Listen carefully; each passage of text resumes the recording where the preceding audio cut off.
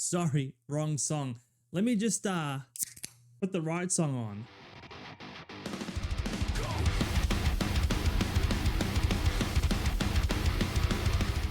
Sonic Frontiers. I had no idea that when I started this game just how involved, immersed, and dare I say moved I would be once I actually finished this thing. Now let's be real, over the more recent decades, Sonic has had some pretty average to shit games. There have been some wins in there, but for the most part, he's kind of struggled a bit. If you were to summarize it in the language of Sonic, they've been way past uncool. And they also got kind of weird when they went all dark and political. At least he gets the concept. Pronoun police! You said he, which is not Shadow the Hedgehog's preferred pronoun. Shit, my bad. And one of the main things that people attribute the failings or shortcomings of these modern Sonic games, aside from them just being buggy messes, is its transition into a 3D plane. And when looking at the highest rated Sonic games, you do see a trend. More often than not, the side-scrolling games tend to rise to the top. Now, unlike Mario, Sonic felt like he really struggled with his transition into a 3D form factor, and it is easy to see why. When you are moving at such high speeds, it is a lot easier to control when you have more binary movements such as up, down, left or right. And this is why he works so well in a 2D setting. Providing players with a completely new access opens up a range of possibilities, yes, but also a huge range of new issues that are clearly hard to balance at such high speeds. Now this has resulted in a myriad of Sonic games being released in a 3D plane, but time after time, we just get disappointed. Gonna go depressed. So what do? How do we have a 3D Sonic game that gives players actual control of the character whilst also capturing that essence and sense of speed? The answer was making a Sonic game that is completely open world. You pull the camera back so the players have enough information to react in time, you give the players large open spaces to run around in, and you just completely reinvent what it means to make a 3D Sonic game. Now, releasing back in November of 2022, Sonic Frontiers quite literally changed the perceptions of Sonic games. For some, this was a proof of concept showing it was in fact possible to make a good 3D Sonic game, and for others, Frontiers acted as a complete indulgence to the Sonic franchise. It's a game that allows you little cringelords, to fulfill your Sonic fantasies and roll around at the speed of sound. It is a complete celebration of the character and something that really makes you feel like Sonic. You know what I'm trying to be right now? Who? But I'm better be Sonic the Hedgehog to beat your fucking ass up. And beat us he does. So let's talk about this wonderful, albeit a little janky game, starting with the combat. The combat in this game is pretty good. However, don't expect too much. It is more on the basic side. Now this game does something I wasn't entirely expecting it to do, and it gives Sonic some different combat moves through the implementation of a skill tree. That's right, Sonic Frontiers has some very light RPG elements. Now, if I'm being completely honest with you, it actually feels quite natural and at home for this kind of character and game. Now, the moves on screen that you see can be unlocked in one of two ways. This main tree basically unlocks by simply collecting the skill pieces that are dropped by enemies or doing certain puzzles around the world. Gather enough and the game will tell you that you've achieved enough to unlock a new move. Now these nifty little ones on the side here are purely reserved for when you free your friends being Amy, Knuckles and Tails. Now speaking of those light RPG elements, Sonic can also upgrade his power and defense by finding respective fruits and handing them to Hermit. You can also find smaller Cocos, or Cocos, however you want to say it, lying around, and if you hand them into the Elder Coco, they will give you an option to increase your overall ring capacity and speed. Now there is a very easy way to power level and over level your Sonic in this game. The game makes it very easy. I'll get into that in a moment, so please keep watching. Now with your combat, most enemies can be defeated in a very similar way, but some do offer some variations between certain enemy types. I did find that enemies became more varied the further you got into the game, which was great to see as it kept everything feeling fresh and doesn't get stale. Some of them require you to bounce on them using your homing attack or to deflect their attacks first before being able to attack them. It is clear that there was a real emphasis on trying to make every enemy feel different, and this also goes for the mini bosses scattered around the maps. And some even try to swallow you, which is just like, it's gross. It's fucking gross.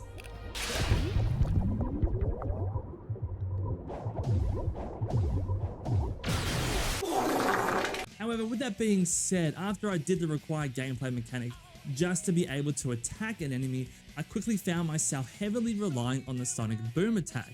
It sends out these ranged attacks, which means I didn't have to get too close to the enemies and I avoid getting hit. And these are fired at such a frequency that most health bars went down extremely quickly. That is until I unlocked the cross slash, which is a little further into the game, which absolutely just decimates any enemy's health bar so quickly. Further on into the game, I had a maxed out Sonic and I was able to clear 1/3 of a Titan's health bar in just a few seconds using this cross slash. It is crazy powerful. Now again, this is just a Sonic game, so I wasn't expecting too much from the combat system, but the balance does seem to be incredibly off here, which heavily favors a few moves which players will naturally gravitate to and will often forget the many other moves that you have at your disposal. Now, combat aside and killing the enemies in the open world, what else is there to do in this game? What are the main gameplay loops? Well, the goal of this game is to clear the giant islands that you are placed on. To do this, you need to find all the Chaos Emeralds so you can take down these Titans and make them your bitch. Now bear with me here, this game has currencies for days, so I'm going to try my best to keep it as simple as possible. There are other currencies that I won't mention, but these are the main ones that you'll be finding throughout your time in the game. So to get these Chaos Emeralds, you'll need Vault Keys. How do you get the Vault Keys? Well, the most common way that I found was by completing cyberspace levels. Now these cyberspace levels will give you a mix of classic side-scrolling and newer 3D themed Sonic levels, which are an absolute highlight of the game, but I'll go into those a bit more later on. Now you can't just go into these cyberspace levels whenever you want. You first need to get these glowing cogs or gears called portal gears, another currency. These unlock by completing challenges or defeating certain enemies, and then you take these to these giant statues which will unlock and I guess act as the doorway between the real world and the cyberspace levels.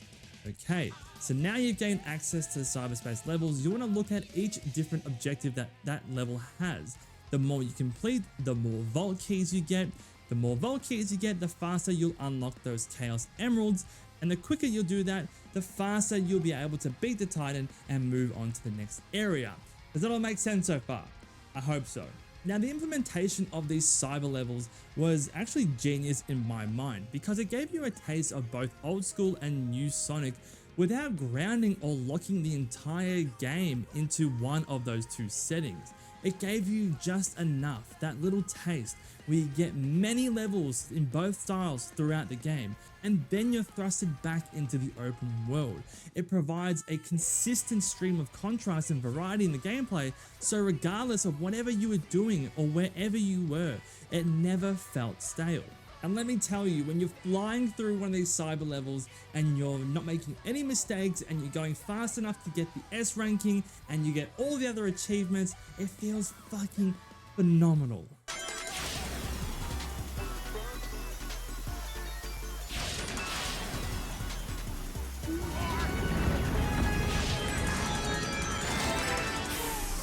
Dude, S rank and everything. Fuck yes, daddy. So you want more to do? Sure. There are plenty of environmental puzzles out here which really aren't too hard. Some of them are kind of insultingly easy, but most of them will see you following a path, parrying balls, or mimicking something in your environment, just small little mini games to get you through. They are very easy and quickly completed, so they don't impede on the game's momentum or feel like the game comes to a complete grinding halt. There are also plenty of platforming sections on each island, some of which are pretty simple, and I would have liked if these platforming sections were more integrated into the level so it feels a bit more natural and not so out of place. Because let's be honest, this looks like shit. Having floating platforms and rails in the sky looks horrible. Not to mention when you're running at such fast speeds, these assets will just pop in. So it just makes the game feel and look a lot more unfinished than what it actually is. Integrate the rails into the side of mountains or something, or just have something where these platforms or objects fit more into the design language rather than just slapping it in the middle of the sky and calling it a day. Now, speaking of some of these puzzles, toward the end of the game you do run into a few puzzles or objectives that overstay their welcome entirely, in my opinion. There are these hacking sequences that mimic old school space shooters, and the first few of these you go through them pretty quickly, so they don't really overstay their welcome.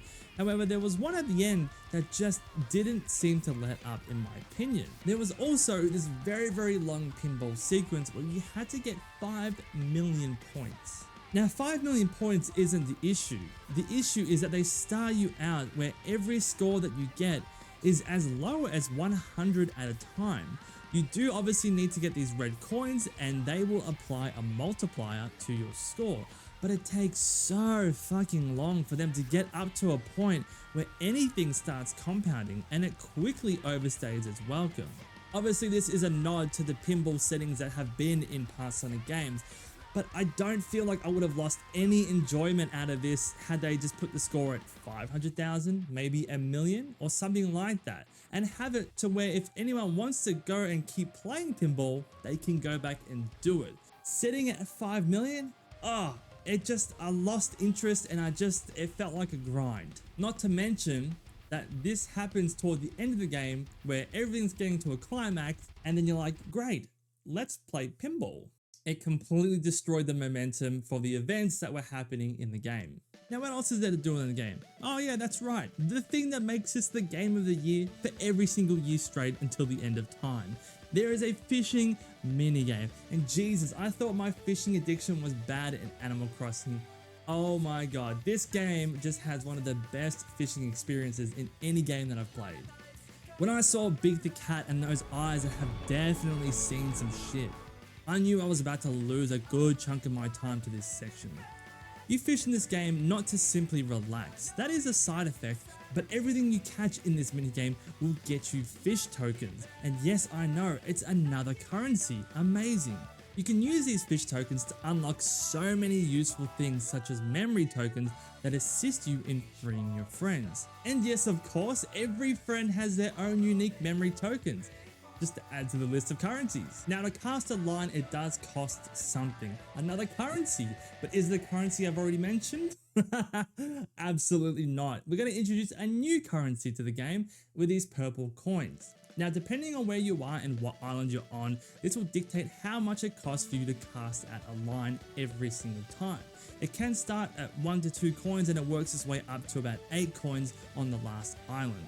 However, with that, you also get more tokens toward the end of the game as well on that last island. Now, how do we get those purple coins? They are scattered throughout the world, so you have to look for them, or you can oh my god, you can go ahead and collect these meteor chunks and you can play the pokies and you can get more of these coins. Like, fuck. There's pokies in the game. Your grandma's gonna love it. Oh, we did it, we won. Now, you do need to be careful with the fishing, and this is where I'm going to talk about the over leveling and power leveling your Sonic. While it is super relaxing, you don't need to invest too much time to get disproportionately high rewards. I spent 10 minutes fishing and got 100 tokens, and I sunk that into the 2 available fruits for defense and power. And I got my Sonic from level 30 to 50 in just 10 minutes of fishing. Imagine what you could do in an hour. So I did that. I went around and caught every single unique fish you can on the first 3 islands. After my initial leveling from 30 to 50, I got an additional 703 tokens. I was then able to get 193 seeds of power and 179 seeds of defense. I then took that to good old Hermit, and my level went from level 50 to max level. This whole thing took me about an hour, and I essentially went from level 30 up to max in an hour. It is crazy how quickly you can level your Sonic, and at this point in the game where I was, I had only just got onto the 3rd island and I hadn't even released Tails yet. Now, if you really want to power level your Sonic, the last island is where you get the most bang for your buck, and there's no real limits on the cocos or cacao, however you say it. There's no limit. You can go ahead and buy as many as you want, and they go into your rings capacity and also your speed. So you can also max that out too if you want. Now, me being the dickhead that I am, I tried to cheese the game as much as I could on the last island, and I wanted to see if I could complete the island without doing any cyber levels at all, just by fishing. And I was able to do that just given how quickly I was able to obtain tokens on that last island. In just 10 to 15 minutes of fishing on the last island, I was able to buy more than enough vault keys to unlock all of the Chaos Emeralds on this island. Not one cyber level was completed, and I bought everything. It took me 10 to 15 minutes to get all the resources I needed, and that island was done. And the point I'm trying to make here is just how powerful fishing can be for you. Now, one of the biggest selling points of this game are its open areas. That's the whole point. It's open world Sonic. Unfortunately, these can either be hit or miss. The main reasons for them being misses are, as mentioned before, just having floating assets that give the overall impression that the levels or the areas are unfinished. And the variety in each area leaves a lot to be desired. The first 3 islands took me anywhere from 4 to 5 hours to complete, which I feel is a good amount of time. The first 3 islands play relatively the same though, however their biggest difference are just with the enemy types on the island and the overall landscape setting. You get the nice grassy forest area, you have a desert area, and then you have a rock ashy volcano area. The textures do seem pretty flat most of the time, but you tend not to notice this when you're running around at breakneck speeds. It's only when you slow down and that you really take the time to realize, this actually doesn't look that great. The visual design issues are only made more glaringly obvious when part of the gameplay loop involves you going into a cyber level, seeing just how much care and attention and detail has gone to them, only to be forced back out into muddy McMudsville. The 4th island, Ray or Raya Island, however you want to say it, simply has you going around taking down 6 towers, and there's not really much else to do on the island. It also feels super weird that this is introduced as your second last island of the game, where things are getting to the climax and the momentum just feels interrupted. You just took out a giant titan once you get to this island, and then coming off that high, you're tasked to take down 6 towers by using your platforming skills. It doesn't really make that much sense, and it took away from the urgency of the overall story. I found myself just really wanting to get back into the main objectives, and it almost feels like this island was padding. Now, it also doesn't help that I kind of missed the mark on the top of this island here and fell right down to the bottom, but hey, that could be my fault, or it could be the game, probably mine, but it just made me loathe this island even more, and it just made the whole thing feel pointless. What am I doing here? Why am I doing this when shit is going down on the other islands? Now, the last island, Uranus Island, however you say that, is the last island that you get to on the game, and unfortunately I did feel somewhat disappointed in this island too. It does keep up the theme of introducing new enemy types, which keeps things fresh from the previous islands, but I had to make sure that I was even on a new island rather than being transported back to Kronos Island, which is the first one, just because these 2 islands share so much visual similarities. For the final island and the climax of the game, it really felt like they didn't put that much effort in. It feels like a copy-paste of Kronos Island, just with a lot of rails, a lot of platforming, and new enemy types. Now, story-wise, the game is actually pretty entertaining. Eggman is doing his usual Eggman things and tries to steal some technology from these Starfall Islands. However, when uploading his AI companion Sage, security measures are triggered. Meanwhile, the Sonic team are also sucked into a wormhole that traps Amy, Knuckles, and Tails into cyberspace. However, Sonic, being the hero that he is able to escape into the real world. You're then tasked to take down these titans to free your friends and break down the barriers between the real world and cyberspace. And that's basically where I'm going to stop talking about the story for you, because to my surprise, the game is actually quite emotional, and there are some twists and turns that I would actually feel pretty bad if I spoil these for you. All I can say is that this game's story is surprisingly good, especially for a Sonic game, and I would urge you, if you haven't played it already, please do go pick it up and try not to spoil yourself. I will say this though, the story is so good that I actually genuinely felt sorry and bad for Eggman in some scenes. His portrayal of pain and loss and a true weight that holds him down is done really well. There is a moment of true sacrifice, and I was just sitting there like, whoa, what is going on here? Why do I feel this sad in a fucking Sonic game? It is just a testament to how much I really enjoyed this story. And also, Sonic is just an absolute smartass in this game, which is fantastic to see. After he's just got bombed, he says this.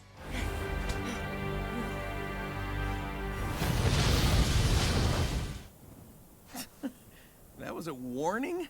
I'm just sitting there like, Sonic, I need you to shut the fuck up. You just got bombed. Zip it. Now let's move on to the Titans and the soundtrack. Bit of a weird combo, but let me explain. A large strength of this game is the Titan battles, and as stated before, these are the big boys that you want to take down at the end of each island before moving on to the next. You will need to get the Chaos Emeralds to turn into Super Sonic in order to slap these guys around. However, each Titan also comes with their own heavy metal theme or song, which only elevates an already fun battle. They've got Callan from Sleeping with Sirens and Tyler Smith in to do these songs, and they all sound fantastic. It does seem like such a weird choice for the Sonic games to go into metal, but it melds so well with the insane action going on and quickly became one of the best video game soundtracks I've heard. It's also just been my gym playlist for the last couple of weeks too. The Sonic team went so hard with the music in this game, and it's clear that they wanted to show it off. There are plenty of new and old songs found amongst the game, where this is one of the collectibles that you will be getting as you play. And you can also change out the songs on the fly to suit any mood that you're going for. Now the Titan battles themselves, for the most part, are quite inventive and fun. Each Titan from a different island will play differently to the preceding one, and all have their own strengths, weaknesses, attack patterns, and ways to take them down. Although they're fun, the Titan battles aren't the most intuitive to control, and I did have a few issues with some. Sometimes the parry window will be quite small, and sometimes the parry window can be open for multiple seconds at a time. The flying mechanics aren't the best either, and often led to some unwarranted hits, but nothing too major. I did struggle with Wyvern or Weaven, however you say it, because I was parrying at the very last minute thinking that the window was quite small, not realizing how generous the parry window was. Once I figured it out that you could hold this parry down for 1 to 2 seconds before the hit was coming, I was golden. Now this isn't taking points off the game, I just want to raise this with you, but because I power leveled the shit out of my Sonic, I was very easily able to deplete the Titan's health bar. So much so that when I was playing against Knight, the boss battle lasted about 60 seconds long. Now that's more than what your girlfriend gets. But in terms of boss battles, I would have liked to see these Titans scale a bit more to your level, so you can't just go in and clear them out in less than a minute. It did detract from the fights for me a little bit, but hey, that's on me being a dickhead and over leveling. Now Wyvern or Wyvern, however you say it, is one of my favorite designs from all the Titans that you do face, and he has one of the best encounters in the game in my opinion. It's the only Titan that I really felt took advantage of Sonic's speed and sees you both traversing around the island at insane momentum and speeds. And the Titan battles just have fantastic moments. Seeing Sonic slice Knight in half with his own sword, fucking badass. And then seeing the fight with Supreme when you go into space, it's just amazing. And this game is also one of the most unsleazy, honest and fun games on the market. There have been, I think, 3 DLCs updated to this game, all of which are completely free. These added DLCs give you so much to do post-game with New Game Plus mode, a variety of challenge and arcade modes, and you can even go to this ring here and play as Knuckles, Tails, or Amy. And if this wasn't enough, each of these characters play completely differently to one another and Sonic, and they all have their own unique abilities, their own skill trees, and this gives you a new story to play through. It is just crazy that this is free DLC. It adds so much new content to the game. Now it's not all good. I have raised a couple of issues before, but here are some of the other issues that I experienced with the game. The game can feel frustrating at certain times, and a lot of this can be put down to it being unfinished. Sometimes things will pop in at the last minute. Sometimes I didn't know how to get to a particular island because I couldn't see the connecting rails between the two landmasses, so I was just running around aimlessly until something popped in. The camera in this game can be an absolute nightmare. Sometimes it will force you into a side-scrolling section when you just want to run past it. There's also other times where it completely impairs your vision or just locks onto another enemy that you're clearly running past, which causes you to lose your momentum. And having this done every single time I ran past a certain enemy drove me nuts. Just hear me out, please! Every time you run past a mini boss, you get this cutaway animation. It's short, but fucking hell is it disruptive when you're focusing on where you want to go and just with how sensitive the direction changes can be. When I was fighting Squid, it would shoot out these little balls and you obviously had to avoid them. However, the camera wouldn't pan up and you have no control over the camera. So it gives you next to no time to respond to where these balls are, which resulted in you being hit. But with all those frustrations out of the way, I still had an amazing time in this game. By no means is it perfect, and hey, mechanically speaking, it's probably not up to anyone's standard in terms of how a game should operate. But the positives of this game far outweigh any negatives I had in my time of playing. Every time I jumped into this game, I had a ball. From the fishing, the time trials, the boss battles, actually being absorbed into the story and seeing the Sonic characters that I grew up with, hell, even being able to play as them as well. The game really took me by surprise. It not only works as a proof of concept that a 3D Sonic game can work, it's something that should be explored even more, and hopefully this becomes the blueprint moving forward. It was just a little sad that Shadow never made an appearance. Careful how you take them out. You don't want to catch their ligma. What is Ligma? Ligma balls. But thank you again guys so much for the support on the channel, especially as of late. You guys have been killing it. I also want to thank the coffee supporters on screen now. If you do want to become a coffee supporter, get these videos early. Link to that is in the description. Also, my Discord link is in the description too. I would love to have you join my server. Thank you all guys so much. If you enjoyed the video, leave it a like, sub to the channel, and I'll catch you in the next one. Explain the joke. Fine, okay, well, ligma isn't a thing. So naturally you ask, what is ligma? And I say, ligma balls, which sounds like lick my balls, which is funny because you wouldn't do that, probably.